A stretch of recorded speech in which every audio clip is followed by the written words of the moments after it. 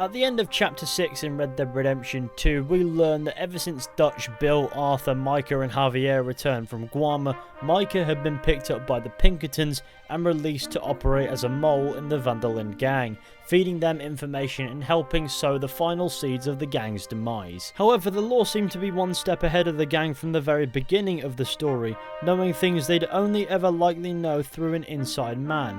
After losing the law in the storm in the mountains post the Blackwater incident, you'd think that considering the size of the country in question, that the Pinkertons would find themselves back at square one. However, they seem to be hot on the gang's trail from the Heartlands to Lemoyne, to the city of Saint Denis, and up into eastern New Hanover. And as Arthur states during Chapter 6, it's almost like everything that's gone wrong is going right for somebody. Almost like the gang had a mole or at least a traitor to some capacity from the very beginning. And who would this be if not Micah Bell?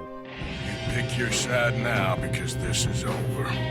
Be quiet. You live in the clouds. No, you be quiet, Mr. Get out of here, come on. What the hell are you doing? He wasn't O'Driscoll. He's lying. Any minute.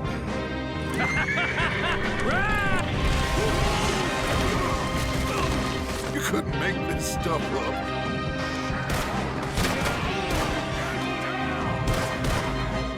You want to join your little friend there, do you? Either way, you're a dead man. Oh, I want tomorrow to mean more than today. I want this whole damn shit show to have some kind of meaning. Feels like the whole world's closing in on us.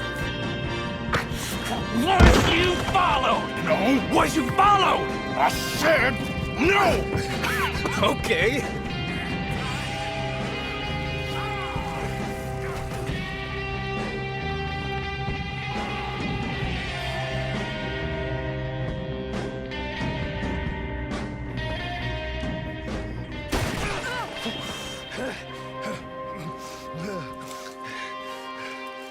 You shot me.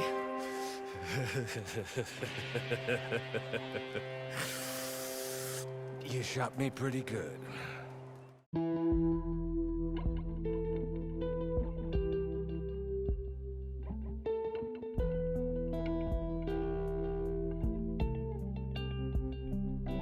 Now I know that in Chapter 6 the Pinkertons state that Micah Bell has been working with them rather exclusively in that chapter, but that doesn't necessarily imply that he wasn't a traitor beforehand. Anyways, I digress. It's important to remember that at the beginning of Red Dead Redemption 2, Micah has not been with the Van der Linde gang for very long. In fact, he's one of the newer members to the gang, being with them for roughly 5 months prior to the disastrous Blackwater job. In 1891, Micah met Dutch van der Linde in a saloon at Crenshaw Hill, where Dutch, in attempting to sell stolen gold, had accidentally offended some locals, resulting in them attempting to kill him. Micah stepped in and saved Dutch's life. Due to this, Micah was accepted into the gang.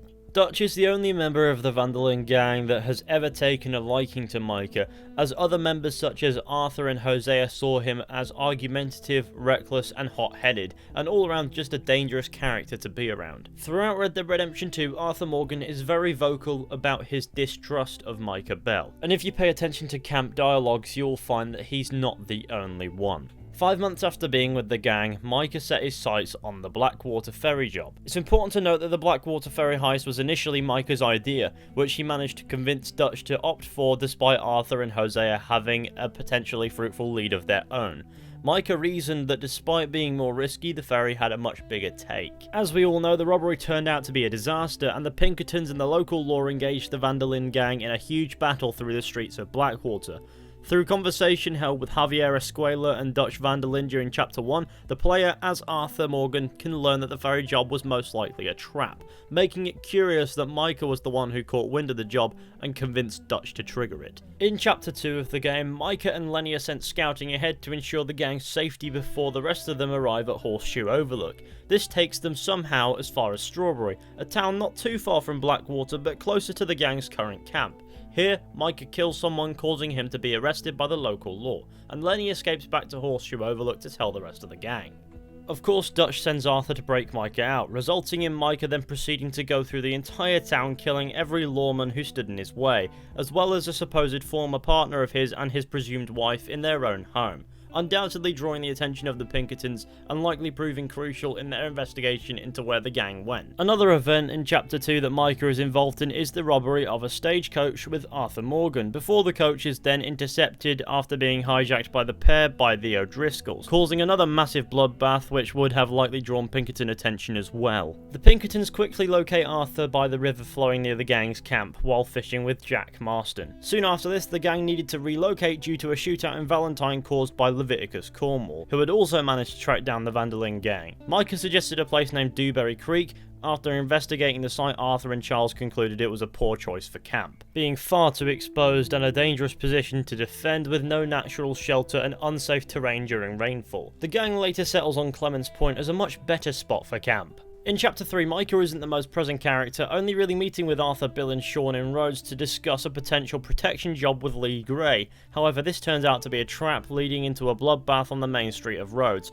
with Sean Maguire being killed courtesy of a headshot right at its start. As it turns out, the Grays had discovered that their visitors were in fact the Vanderlyn gang and were responsible for burning their tobacco fields. At the same time, the Braithwaites seem to somehow discover the Vanderlyn gang's involvement in rustling their horses and stealing their moonshine, though Catherine Braithwaite always had a rough idea, though it does seem as if somebody probably gave them a tip-off. That being said, by this point the Pinkertons found them again, so it could have just as easily been them, but it required them to move further along, this time to the city of Saint Denis. In the Saint Denis chapter, Micah finds yet another stagecoach to rob, which of course ends in another short gunfight with well-armed guards. Arthur and Trelawney even discuss the difficulty of robbing stagecoaches in Chapter 3, stating that it's hard work due to the well-armed guards who can't really miss you under normal circumstances, as well as the risk that the take won't be worth it. After Jack Marston's rescue, after he's abducted by the Braithwaites and then sent to Angelo Bronte in Saint Denis, it's worth note that during the party that occurs at the camp as a little event, while everyone's enjoying the fact that Jack's back, Micah sits well back and avoids getting too involved. Beyond this, Micah is involved in the attempted robbery on the Lemoyne National Bank in Saint Denis. This job goes wrong as the gang winds up having to escape via ship,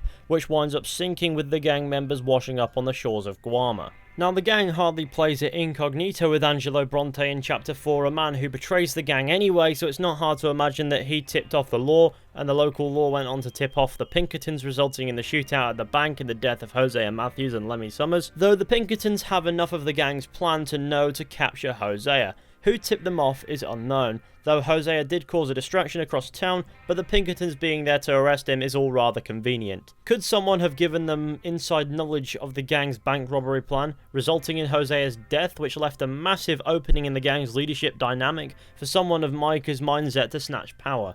After getting back from Guarma, we know Micah had been picked up by the Pinkerton National Detective Agency, becoming an informant for them before their assault on the gang's hideout in Lakay, forcing them to relocate to Beaver Hollow. But what's interesting is Micah working with the Pinkertons in Chapter 6, he's just doing more of the same of what he's been doing for the entire story. The only difference here is Micah starts to have a massive influence on Dutch, with Dutch's trust in Arthur rapidly crumbling and Hosea obviously no longer being around to fill that space. Micah and Dutch plan to confront Leviticus Cornwall and Ansburg, bringing along Arthur and waiting at the docks. This confrontation results with Dutch killing Cornwall and a shootout on the streets of Ansburg, which undoubtedly could have been avoided had Micah not encouraged Dutch to confront Cornwall. Micah also brings a couple of new faces into the gang, Cleeton Joe, who Dutch quite openly accepts due to struggling to maintain loyalty from the rest of the gang. Furthermore, Micah notices this and causes more conflict between Dutch and John and Arthur by trying to convince Dutch that John and Arthur were traitors. Then of course later Micah organises a train heist, carrying army payroll.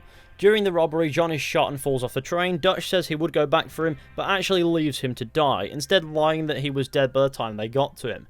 At this point, the Pinkertons kidnap Abigail Roberts. Micah convinces Dutch that the risks are too high and they should not go after her. Due to Micah being the only seemingly loyal gang member, Dutch agrees and decides Abigail isn't worth saving. I think you understand what my point is. Though denser in Chapter 6, Micah's actions are constantly throughout all chapters derailing the gang's attempt to avoid unwanted attention. His actions are always very high profile and his suggestions always cause adverse results, such as getting arrested in Strawberry knowing Dutch would send someone to free him, and his prompt massacre of the town thereafterwards, and his choice in using Dewberry Creek as a camp location, which as Arthur and Charles luckily noticed was a terrible spot to set up camp. Though there's certainly more density to his shenanigans in Chapter 6, where we know he's working with the Pinkertons, this is likely more to do so with the powerful opportunity left in the wake of Hosea's death by the hands of Agent Andrew Milton in Chapter 4. Furthermore, we know that Micah has lived a criminal life since he was 17 years old, where he and his father, also named Micah Bell, committed a brutal double homicide of Roscoe and Joan Briggs, presumably also running with Micah's brother Amos as well for a time. It's worth noting that this was 1877 and Micah joined the Van der Linde gang 21 years later, so these reckless acts getting Micah caught at one point and causing way too many close calls on other occasions would lead you to believe that this is far too likely to be deliberate, considering Micah likely would have gotten himself killed had he rolled this recklessly for over 2 decades on his own, or with other smaller gangs with much looser attitudes like the one he himself possesses. So you can make a sound argument for Micah's behaviour being deliberate as a means to draw attention to the gang. Furthermore, it's important to note that Micah never really attempts to really be a part of the gang socially, only ever trying to win over Dutch's trust and to a degree Arthur's, due to his ability to see through people and his position as Dutch's right-hand man. Furthermore, attempting conversation with Micah as Arthur during camp usually results in one-sided conversations with Arthur saying things and Micah dismissing them. Though Micah does on occasion engage in camp activities, he never really makes a social effort to be liked by any of the gang members. This implies that Micah is avoiding getting emotionally attached to the gang, which means he's likely got his own reasons for being there that don't buy into Dutch's ideals or the gang's family dynamic. Micah sometimes even makes an active effort to be disliked by the gang, even going as far as to be cruel to some gang members, such as young Jack Marston or Kane the dog, and racially abusing Javier Escuela, Charles Smith and Lenny Summers. And had Micah just wanted to survive, he would have left the gang after Blackwater and gone it alone, allowing the Pinkertons to trail them and not him, ensuring his survival as he puts it. Instead, he sticks around, and I can find no logical reason as to why he would, since his life would be easier if he'd just gone his own way.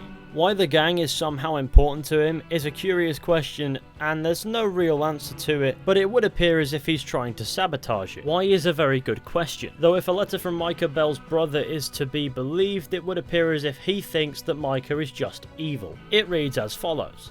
Micah, thank you for your letter. I suppose I am glad you ain't been hanged yet, but I am going to have to insist upon the fact that if I see you, won't be no one needs to hang you, as I will break your neck. It ain't because I don't love you, it's because I do, what with you being my family and all that we've done together. But it's that I am now a family man, as you know. I have daughters, as you know. I swore to the Lord Almighty that I would protect my daughters from all that is evil and wrong in this world.